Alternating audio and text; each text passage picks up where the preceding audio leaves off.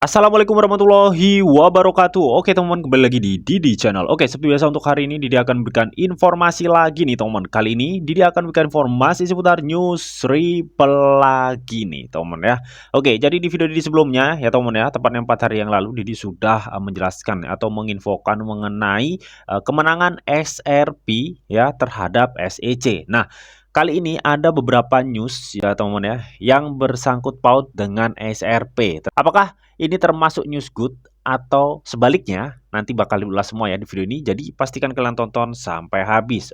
Tapi seperti biasa sebelum melanjutkan video ini, jangan lupa kalian tekan tombol subscribe dulu ya teman-teman, karena sekali subscribe itu gratis dan tentunya kalian akan mendapatkan update-update video terbaru dan info-info terbaru dari Didi Channel. Suka kelamaan, langsung kita kepoin. Jadi Nah, oke teman-teman ya, di sini Didi sudah masuk di Coin Market Cap ya. Jadi sebelum kita lanjut ke pembahasan SRP ya, kita pantau-pantau dulu mengenai market kripto saat ini. Oke, di mana saat ini Bitcoin terpantau berada di rate 30.217 teman-teman, dalam kurun waktu satu hari hanya mengalami pertumbuhan 0,18%, jadi cukup tipis teman-teman ya.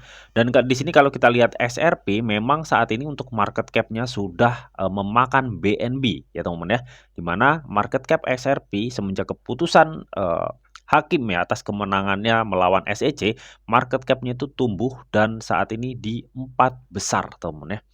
Apakah nantinya market cap SRP ini bisa ke 3 besar teman-teman?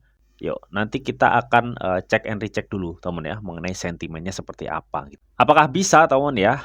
Di dunia kripto nggak ada yang nggak bisa cuy ya. Oke. Di sini untuk SRP sendiri ya saat ini berada di rate 0,7395 dengan mengalami pertumbuhan 0,28% dalam kurun waktu satu hari teman ya. Tapi dalam kurun waktu satu minggu kalian bisa lihat sendiri 55,25% untuk pertumbuhannya teman ya. Jadi pertumbuhan ini sempat menurun ya karena memang semenjak kejadian kemenangan SRP melawan SEC itu naiknya hingga 100%-an teman ya. Dan rate-nya waktu itu 0,8 lebih teman ya untuk XRP dan saat ini 0,7 teman ya. Apakah masih ada potensi kenaikan untuk XRP? Jelas teman ya, karena setelah kemenangannya tentunya nggak ada lagi penghalang-penghalang XRP teman ya. Dan XRP tinggal tunggu market bull run kalau dirasa teman ya. Oke, nah lalu apa aja sih untuk sentimen dari XRP, langsung kita kepoin aja ya. Jadi Nah, oke teman ya, di sini ini termasuk info good news ya teman ya mengenai SRP, di mana di sini dikutip dari CNBC ya, katanya Ripple mengatakan bank-bank AS ingin menggunakan cryptocurrency XRP setelah kemenangan parsial dalam pertarungan SEC teman ya. Nah, jadi ini yang memang benar-benar yang sudah bisa dibilang itu bisa diprediksikan oleh para Ripple Army ya teman ya. Karena penghalang dari naiknya Ripple atau SRP ini hanya SEC waktu itu gitu teman. Nah saat ini terbukti sudah kemenangan Ripple melawan SEC itu sudah nyata, intinya seperti itu teman ya. Nah apalagi di sini teman ya, Ripple itu mengatakan saat ini katanya bank-bank AS itu ingin menggunakan cryptocurrency XRP. Kenapa kok menggunakan XRP ya? Karena satu, transaksinya lebih cepat, dua, transparan, biayanya rendah ya teman ya. Itu yang difasilitasi oleh teknologi RippleNet ya teman. Oke. Poin kunci dari berita ini teman, katanya Ripple itu yakin Bank AS itu akan mulai ingin menggunakan XRP untuk transaksi lintas batas cuy ya, setelah seseorang hakim memberikan kemenangan parsial ya yang melawan SEC kemarin teman. Dan kita ketahui teman karena memang si Ripple itu terjegal oleh SEC ya, makanya banyak sekali pelanggan Ripple ya di luar AS gitu teman ya. Sebenarnya di AS itu dulu banyak gitu teman, semenjak si SEC itu menjegal Ripple. Alhasil status Ripple di AS itu kayak ngambang gitu teman ya. Dan menjadikan banyak bank AS itu tidak bisa menggunakan teknologi Ripple, padahal cukup efektif ya untuk dunia perbankan ya atau transfer lintas batas teman ya. Nah kebetulan kemarin Ripple kan sudah memenangkan persidangan teman ya melawan SEC. Makanya di sini katanya Ripple tuh yakin katanya bank-bank AS ya akan mulai menggunakan SRP teman. Nah, di sini teman ya, meskipun ada kabar bagus mengenai SRP ya, ada poin satu lagi nih yang dikutip dari CNBC, teman ya, katanya, namun itu bukan kemenangan total bagi Ripple katanya ya.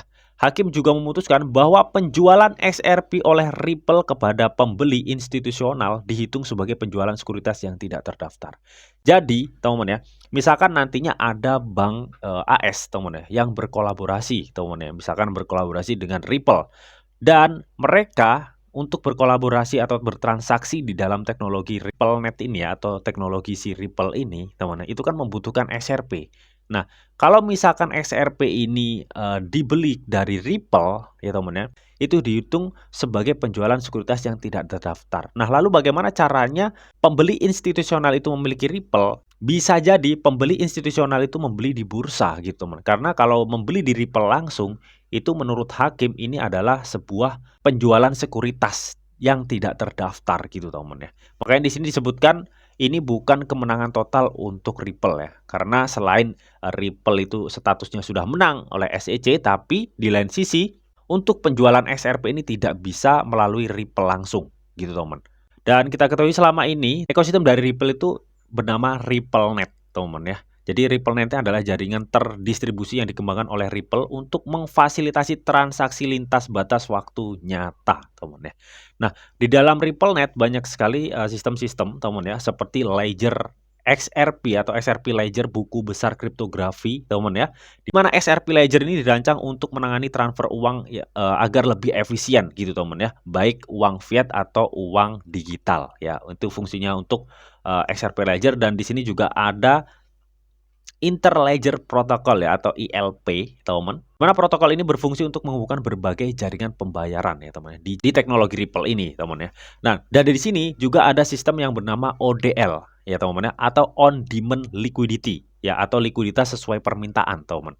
Nah, biasanya teman ya, Ripple ini menggunakan sistem ODL ini, teman ya, untuk melayani berbagai entitas ya, termasuk penyedia layanan pembayaran, fintech, dan perusahaan yang akan mentransfer pembayaran perbendaharaan internal ke rekening luar negeri atau lintas batas gitu, teman ya. Oke. Nah, pertanyaannya, kalau kita lihat dari keputusan hakim tadi yang menyatakan bahwa ini bukan kemenangan total oleh Ripple ya, karena memang hakim memutuskan bahwa untuk penjualan XRP oleh Ripple kepada pembeli institusional itu dihitung penjualan sekuritas, teman-teman, ya, yang tidak terdaftar. Artinya institusional itu tidak bisa membeli langsung terhadap ke Ripple. Dan kita ketahui untuk sistem sebelumnya dia itu memakai sebuah sistem on demand liquidity, di mana ODL itu menggunakan XRP sebagai mata uang penghubung sumber likuiditas sesuai permintaan dan memindahkan dana secara real time, teman-teman ya.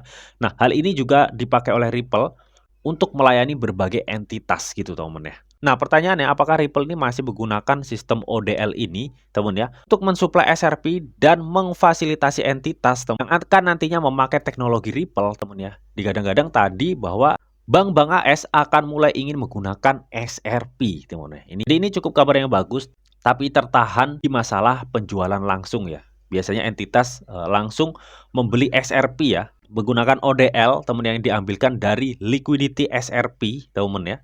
Nah, tapi kali ini hakim itu melarangnya, teman ya.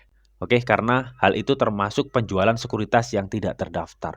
Makanya akhir-akhir ini ada spekulasi bahwa entitas yang ingin bergabung di XRP nantinya akan membeli langsung di bursa, teman.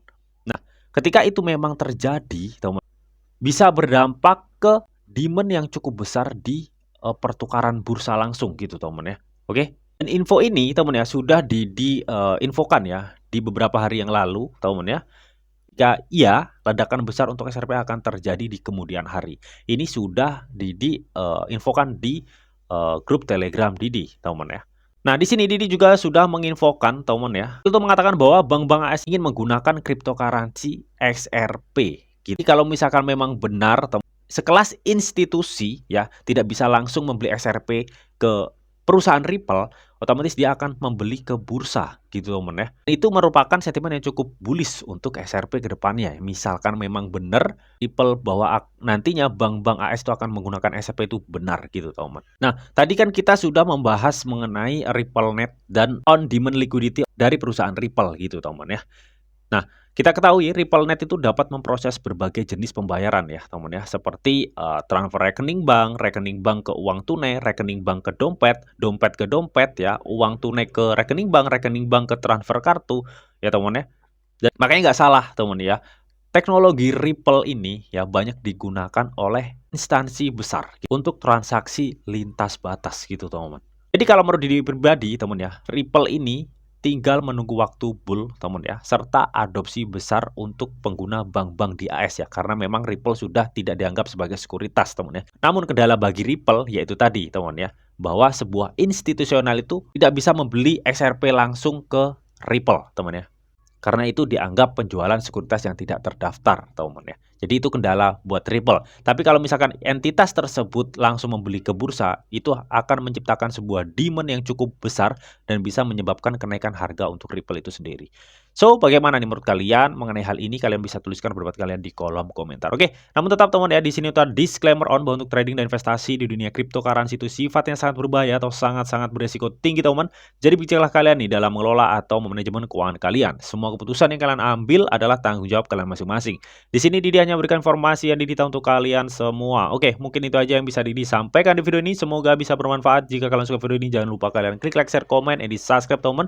Karena sekali subscribe itu gratis. Dan tentunya kalian akan mendapatkan update-update video terbaru dan info-info terbaru dari Didi Channel. Oke, sampai jumpa.